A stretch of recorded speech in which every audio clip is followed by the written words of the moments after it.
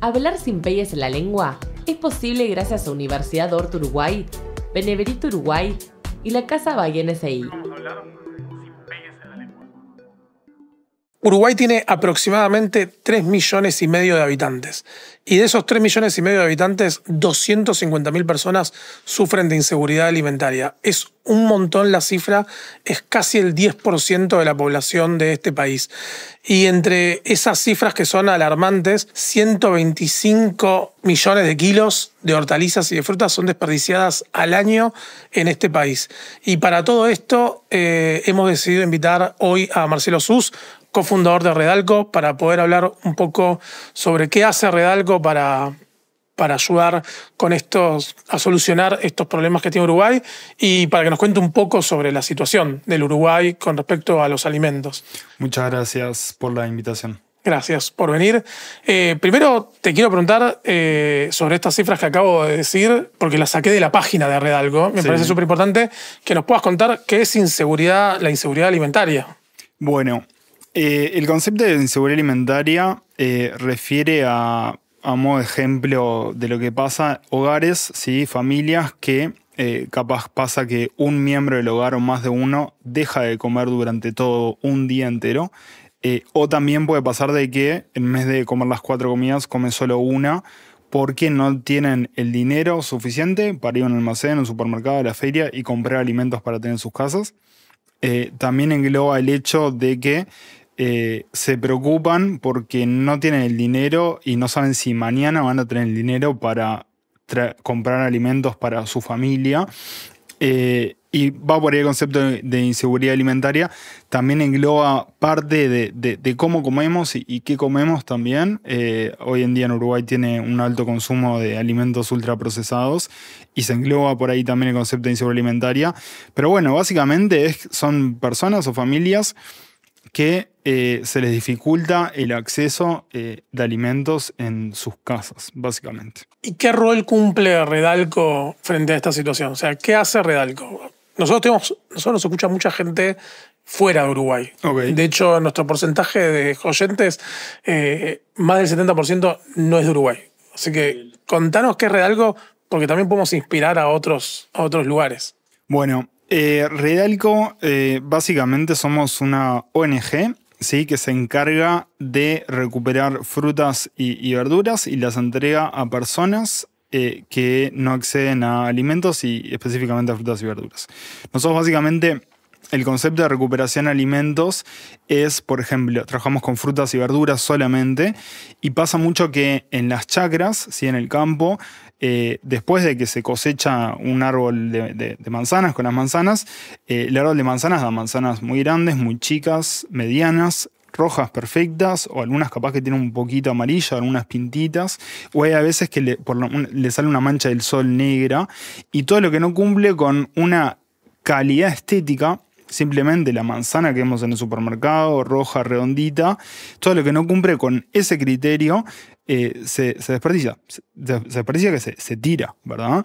Y muchas veces va o para alimentación animal o se tira en el campo en las chacras. Y bueno, con Redalco trabajamos muy de cerca con productores de frutas y verduras para que cuando tienen este tipo de alimentos, boniatos muy grandes, que acá le llaman boniatos boludos, morrones deformes, ¿verdad? Mandarinas muy pequeñas, calabacines que tienen una raja y demás. Nosotros le pagamos al productor el costo que ellos incurren en cosechar ese alimento, lavarlo, empacarlo y que nos lo traigan. Y de esa forma también reducimos el desperdicio de alimentos. Después estamos en la UAM, que la UAM es el mercado mayorista de frutas y verduras de Uruguay. Y ahí recibimos los alimentos, se clasifican con voluntarios. Y después, por último, lo que hacemos, tenemos una logística de reparto que entregamos en merenderos, ollas, CAIF, clubes de niños, centros juveniles, centros de ancianos de bajos recursos y toda institución que va a población en situación de vulnerabilidad socioeconómica y en este lugar con las frutas y verduras que le damos a Redalco, cocinan y les dan de comer a personas que lamentablemente en sus casas no tienen la posibilidad de acceder a alimentos. También trabajamos muy de cerca con jardines públicos, ¿verdad? De los quintiles de población más bajos, donde ahí damos bolsas de 3 kilos de fruta semanalmente y cuando los padres van a buscar a los niños, se llevan fruta a sus casas y de esta forma tienen acceso a frutas y verduras. Así que básicamente recuperamos alimentos y los entregamos a gente que los necesita. ¿Eso no debería hacerlo el Estado? Bueno, no lo sé. Depende de lo que nosotros exijamos de cuál es el rol del Estado en nuestra sociedad. Yo con 2 amigos identificamos que no se estaba haciendo esto y bueno, básicamente buscamos formas de ver cómo hacer para que el Estado nos apoye. En su momento era todo muy incipiente y no lo conseguimos. Sí conseguimos apoyo del mercado modelo y dijimos, che, no queremos esperar a que esto suceda. Nosotros nos consideramos agentes de cambios. Yo creo que son las personas las que tienen que empezar a hacer cambios y capaz que esos cambios que surgen de las personas y de la sociedad civil después toman una dimensión que el gobierno o los adopta y los adquiere o los apoya de alguna otra forma. Pero yo soy de los que cree que no todo tiene que hacer el Estado. El Estado hace lo que puede, algunas cosas bien, otras mal. Y si hay cosas que no se están haciendo, podríamos haber estado manifestándonos en frente del Parlamento 5 años para que hagan algo contra eso, pero elegimos hacer de alguna otra forma para cambiar la realidad y no esperar que otros hagan lo que nosotros queríamos hacer, porque eso es lo que queríamos hacer de verdad. ¿Cómo empiezan? O sea, la pregunta es cómo empezaron y cómo están hoy, ¿no? Porque me imagino que todo lo que me decís es una gran red, pero para empezar, empezaron siendo 3 personas, ¿no? O sea, sí. ¿Cómo fue los inicios de Redalco? Bueno, claro, hoy en día para tomar una idea de dimensión, estamos impactando en 60.000 personas que semanalmente acceden a frutas o verduras de Redalco. Y bueno, todo arrancó en el 2016. Yo tenía un emprendimiento que vendía hummus y falafel desde mi casa. Humsus se llamaba. Y bueno, tuve que ir al mercado modelo, ex mercado mayorista en Montevideo, a comprar un cajón de limones para hacer hummus. Y ahí me topé con volquetas que tenían muchas frutas y verduras que se iban a tirar, pero que muchas de ellas estaban en excelente estado para ser consumidas. Y eso me choqueó muchísimo, pues estaba estudiando en ese momento en la Facultad de Ciencias Sociales, estábamos estudiando problemáticas de pobreza, inseguridad alimentaria, y me choqueó ver cómo todo eso estaba pasando en ese momento. Así que hablé con un par de amigos y dije, che, está pasando esto, me gustaría hacer algo para cambiarlo. Y ahí pasaron capaz que 6 meses en los cuales empecé a tocar puertas para que gente me apoye la idea para empezar a hacer algo. No conseguí ningún apoyo y hasta un día vino un amigo y me dijo, vamos nosotros a ver qué pasa. Y ahí bueno, le pedimos el auto a mi madre, fuimos con bolsas, fuimos a hablar con los dueños de las empresas de frutas y verduras de ahí. Le dijimos, che, ¿te animás antes de tirar algo que veas que tiene buen estado, no los puedes dar? Ok. Y bueno, la primera vez que fuimos recuperamos 100 kilogramos de alimentos, lo llevamos a mi casa, lo lavábamos y lo entregamos a 2 refugios de personas que viven en situación de calle. Y ahí validamos la idea. Después de eso, repetimos esa experiencia muy rústica 7 veces más. Y bueno, ahí se sumó Yamandú también, que es el otro cofundador de Redalco, compañero mío de la facultad. Y bueno, después tocamos la puerta del mercado modelo.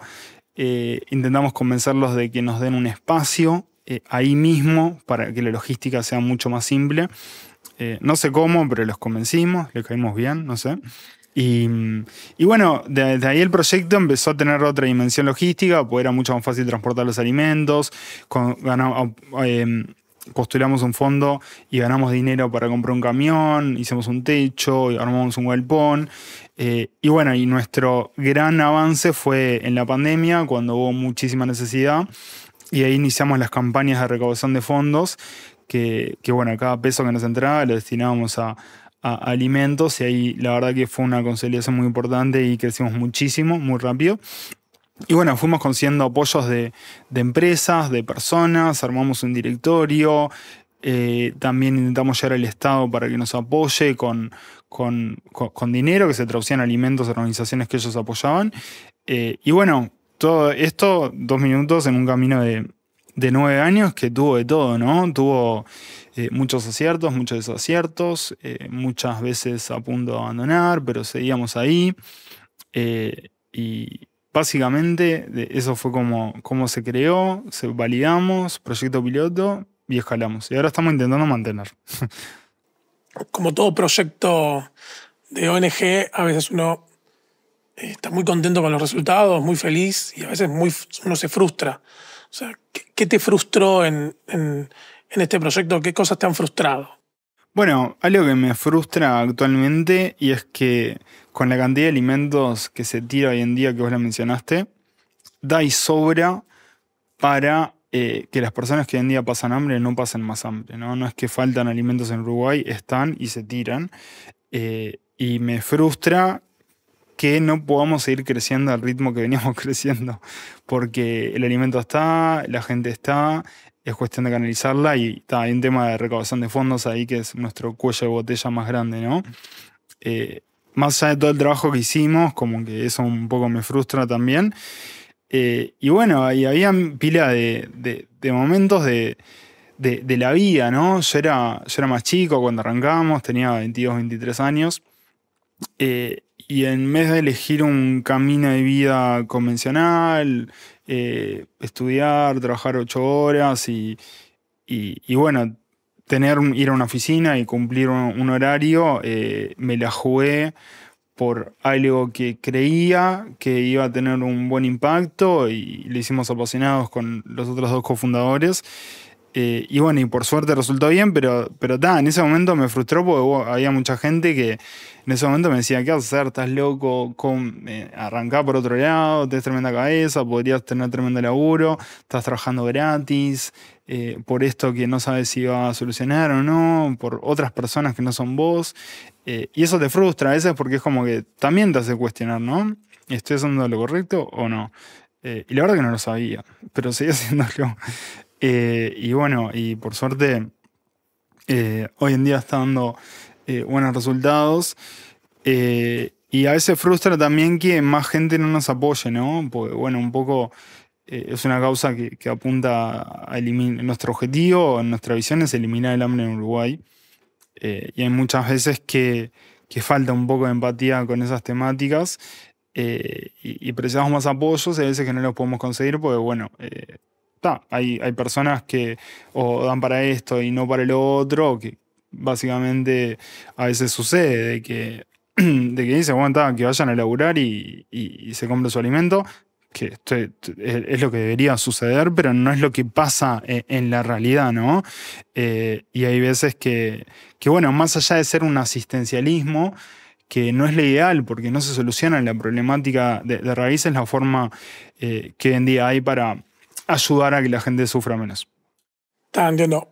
Entiendo la respuesta que alguien te puede decir, bueno, que vayan a laburar y consigan su comida.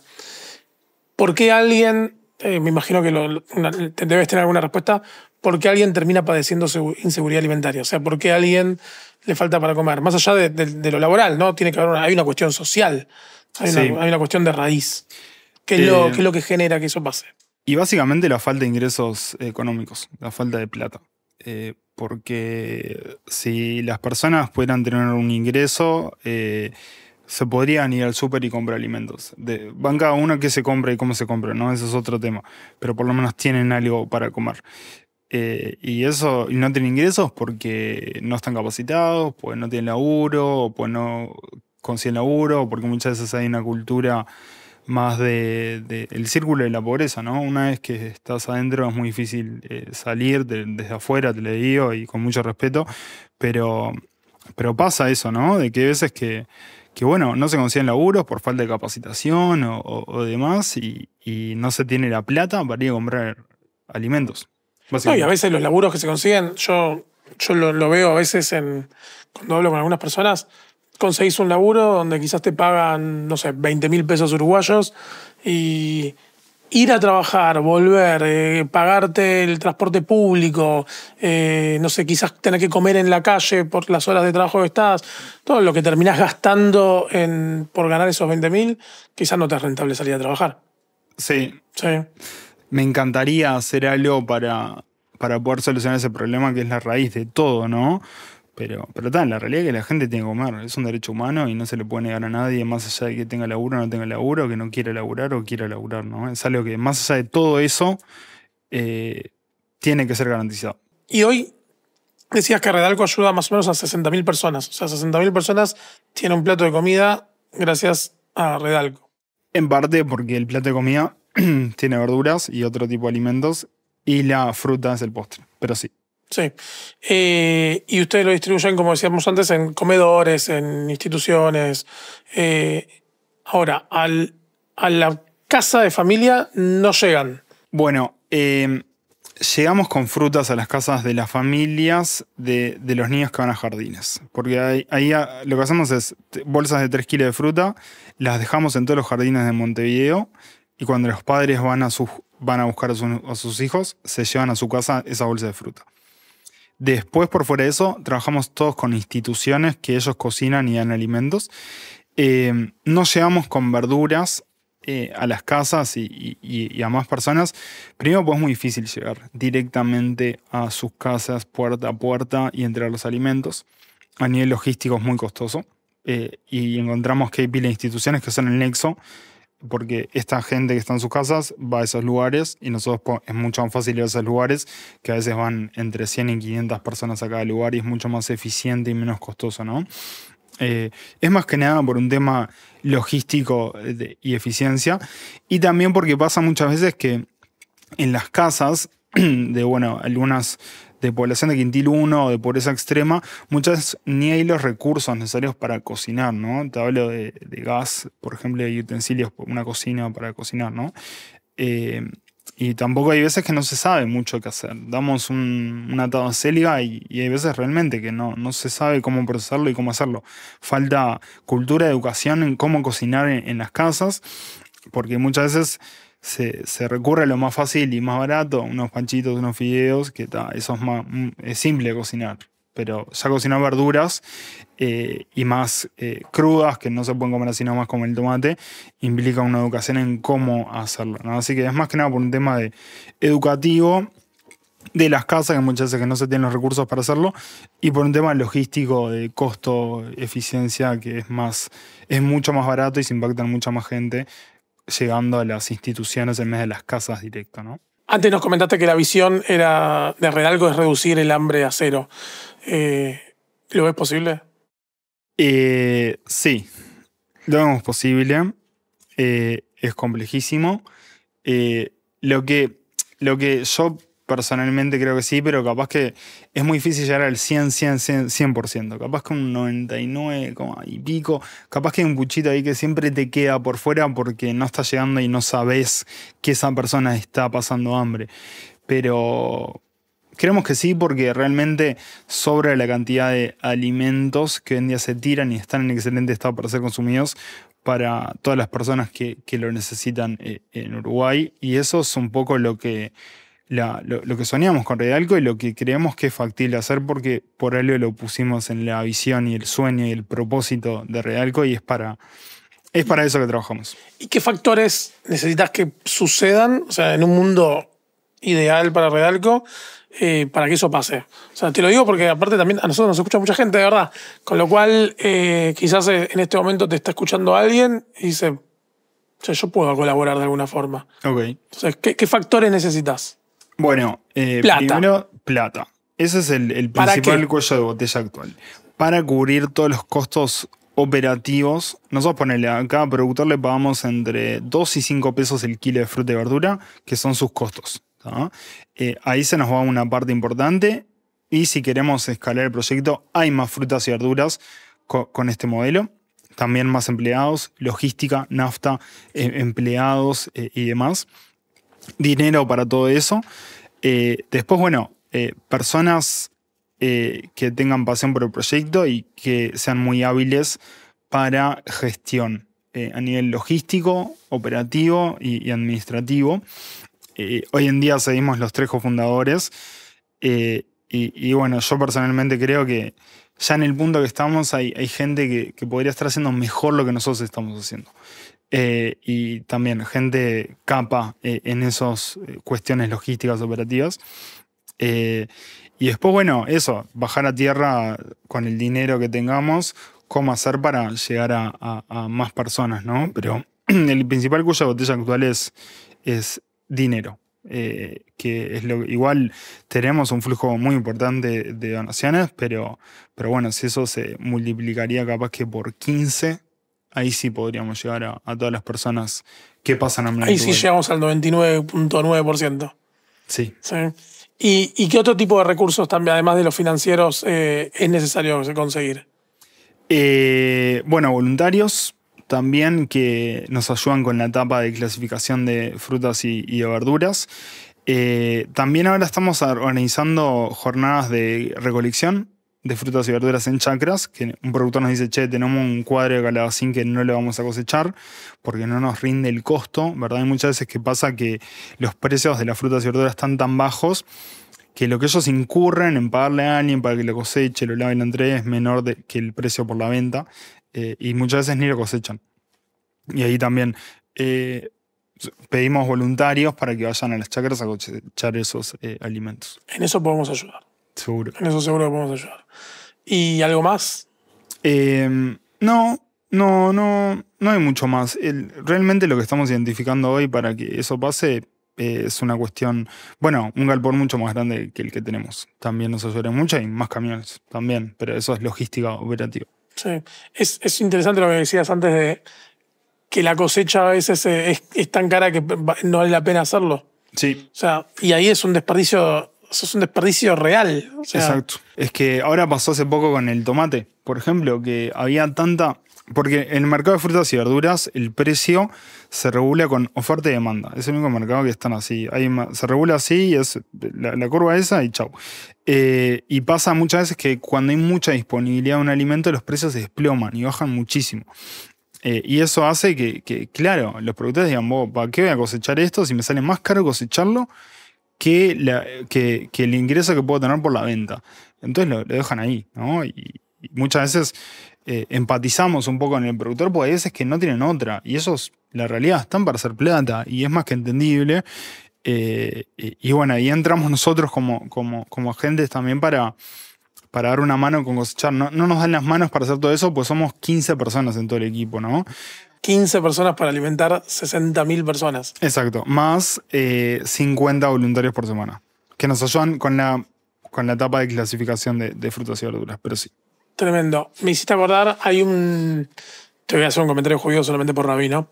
Pero lo que me estabas diciendo me hiciste acordar, hay un mandato bíblico, no sé si alguna vez lo escuchaste, de separar los costados, de dejar, cuando uno levanta la cosecha, la Torá dice que los costados de los campos no se pueden levantar. Mira, okay. Los costados que dan a la vía pública. ¿Sí? Y eso se llama, en hebreo, los costados se les llama la PA. De ahí vienen los peyes, ¿viste? Los rulos que usan los ortodoxos. De ahí viene el concepto de peyes. ¿Por qué? Porque cuando los judíos llegaron a Europa, tenían prohibido tener tierras por el concilio de Letrán, con lo cual no podían, o sea, los costados de sus campos era su cabeza, su pelo era su campo, y se dejaron crecer los costados de sus campos porque no se los rapaban, para que cuando les moleste en la cara el pelo, se acuerden que tienen que darse de acá y donar a la comunidad. ¿Sí? Pero el mandato bíblico es los costados de los campos que dan a la vía pública, cuando se levanta la cosecha, se dejan sin levantar, para que el pobre y el necesitado vaya y levante de forma gratuita esa comida. Tienen que ser los costados para que dé a la calle, para que la gente en la vía pública pueda acceder. Y es un mandato que se cumplía. O sea, cuando uno lee los textos bíblicos, hay registro de que eso se cumplía y era obligatorio y regía para todo dueño de campo. Es curioso por lo que cuando vos me decís que no levantaban la cosecha porque les da desperdicio y hay voluntarios que van para darle de comer a la gente para poder levantarlo, Ahí hice el link. Ahí hice el link con esto. Pero me parece fuerte. O sea, nosotros vamos a trabajar, me comprometo, pero de verdad, a buscar voluntarios para poder ir a hacer ese trabajo. ¿Sí? Y bueno, plata podemos ver, no sé, ¿cómo podemos, o sea, si yo quiero donar a Redalco, ¿qué tengo que hacer? Decilo acá que la gente lo va... Es muy fácil, ¿sí? Entran a redalco.org, arriba a la derecha hay un botón de donar y ahí pueden donar con tarjeta, cualquiera, o transferencia bancaria, pueden sumarse como socios mensuales o hacer una donación de única vez. Eso es lo que prefieran. También trabajamos con muchas empresas que ya son montos más grandes, que bueno, armamos planes de voluntariado, también sponsoreo, también que estamos tenemos presencia en muchos eventos. Y bueno, difundimos también a nivel de redes sociales y demás un poco lo que las empresas y las personas que nos apoyan. Marce, muchas gracias por venir. Muchas gracias a ustedes por la invitación, un placer. Si te gustó, seguinos en Instagram en @lacasabahiensi y suscríbete en YouTube y en Spotify en la cuenta de Sin Peyes en la Lengua.